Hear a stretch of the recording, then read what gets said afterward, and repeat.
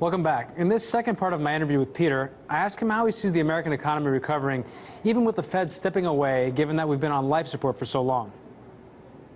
So what do you see as the end game here, or the strategy for the Federal Reserve? Because normally, if we compare this, we've heard a lot of comparisons. One is that the economy went into effectively intensive care after the 2008 financial crisis. And if you're in ICU as a patient, the eventual goal of the doctors is to get you out of ICU and to get you home. But the way that the Fed is approaching this, it just kind of seems like this is zero interest rate policies for the indefinite future is essentially like being on a dripper for an indefinite period of time. How do you think the Fed is going to eventually try to take their hands off? And can they even take their hands off? It's actually worse. It's like we're in intensive care, and what the Fed is doing is simply guaranteeing that the disease that is afflicting us is going to kill us. The 0% interest rates prevents the only thing that might cure us. We need higher interest rates. We need to allow the economy to restructure and rebalance. We need more savings. We need lower real estate prices. We need to have a solvent financial system. We need to balance the books. We need less government spending. We need to get rid of these trade deficits. We need some surpluses. We need some production. None of this is going to happen with 0% interest rates. All we're going to get is more speculation, more debt, more consumption, more air in the bubble, which means a lot more air comes out when it bursts. You know, if you think that Europe is going through a problem right now, you ain't seen nothing yet. I mean, Europe is the warm-up. America is the main event. Where the real sovereign debt crisis, currency crisis is going to develop, and it is going to be enormous because of what the government has been doing. You know, it was going to happen anyway because of the mistakes that the government made in the past, but because they continue to compound those mistakes in the present, it's going to be that much worse when it happens. All right, so I agree with you regarding interest rates. This has to happen eventually. There's no way you can run an economy off of infinite credit forever. But every time, that was part of the Great Moderation, right? Every time we had a recession, the Fed would meet it with easing, and that was the idea. The idea is you could smooth out the business cycle. And that's created a mountain of debt over a prolonged period of time. And that mountain of debt has also contributed, in real terms, to structural changes in the economy. And those changes, manufacturing jobs, everything else, can't just come back overnight. So what kind of depression are we really looking at here? And at the end of the day, if the Fed eventually, whether it takes its hands off or not, eventually there's going to have to be a readjustment. But are we so far down that road that the government is eventually going to step in a much more forceful way, and we're not going to return to a free market economy? I mean, is that pretty much gone in your view?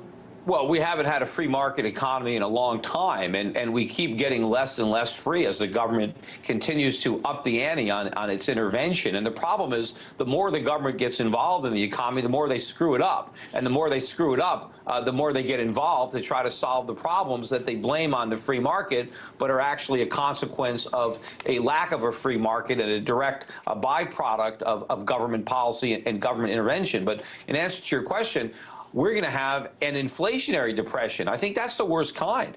It's going to be worse than what we had during the 1930s. And every day the government only ensures that that depression is going to be that much deeper and last that much longer. And unfortunately, everything that the government is likely to do as a depression unfolds is going to exacerbate it and lengthen it. I mean, so we're not even close to having an understanding in Washington of what's causing the problem.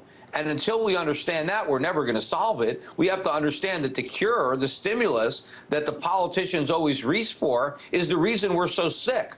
And the more they stimulate the economy, the sicker it's going to get. So going back to my point, though, so we're really sick, right? And we were really sick during the Great Depression, and one of the outcomes was that was more government, and eventually there was World War II. Is there any way that we're going to be able to avoid some sort of this going from an economic crisis to a political crisis? Well, I hope so. I mean, first of all, we're a lot sicker than we were in the 1930s, and unfortunately, the cure is nowhere in sight as far as being able to adopt it. We know what the cure is. It's just that we can't get the politicians to allow the economy to swallow it. But as far as the politics, I mean, we're going to go through something very traumatic as a nation, and it is a climate where real tyranny can flourish. I mean, look what happened in Germany, in the Weimar Republic, in the aftermath of that hyperinflation, we ended up with the Nazi Party coming to power. I mean, so when you have the type of environment that we're going to have, I think you're going to have civil unrest. I think people are going to be rioting because things are going to get bad in this country. And the more the government gets involved with stimulus, and I think ultimately we can have price controls, because the government is now denying that there's any inflation, even as they go on creating it and creating it. But eventually, gas prices will be so high, food prices will be so high that there will be a lot of calls to do something about it.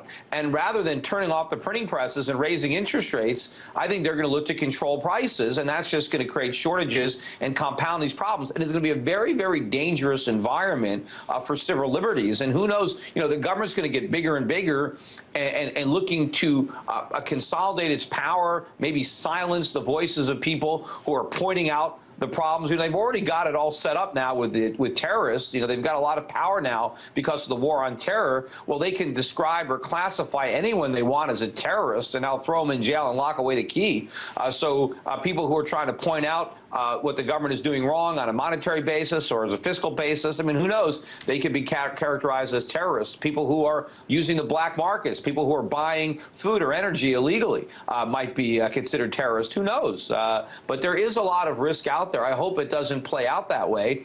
I hope that we can learn a lesson from this and understand that it is the government that has caused these problems. I mean, look at all the support that Ron Paul enjoys among younger Americans. They're hearing the message. They understand that it's the government, that it's the Federal Reserve. And so if we can spread that message and that understanding, and we can have a renaissance, a revolution of freedom and liberty, then maybe we can use the crisis to our advantage, to roll back government and to re-embrace our roots. So there is also the opportunity that we can make a positive situation come from this. But we don't know yet. I mean, the history isn't closed. We still have to wait and see how it plays out.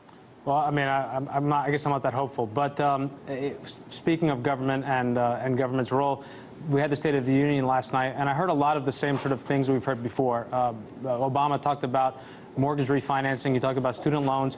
One of the things I find really interesting is every time we have our standard of living has deteriorated over the course of many years, and one of the reasons for that is that prices have gone out of whack with people's incomes and wages. And every time we have price increases, it seems that the financial sector, in conjunction with the government, want to come in and provide cheaper loans in order to enable people to buy and spend things that are out of reach instead of letting price adjust. So it creates debt accumulation. Now, one of Obama's latest plans is this mortgage refinancing. What is your take on that? Because it looks to me like all they're really doing is giving lower rates to people that already can't afford their mortgage, not allowing price to adjust, and at the same time taking the liability and moving onto the government balance sheet away from private institutions.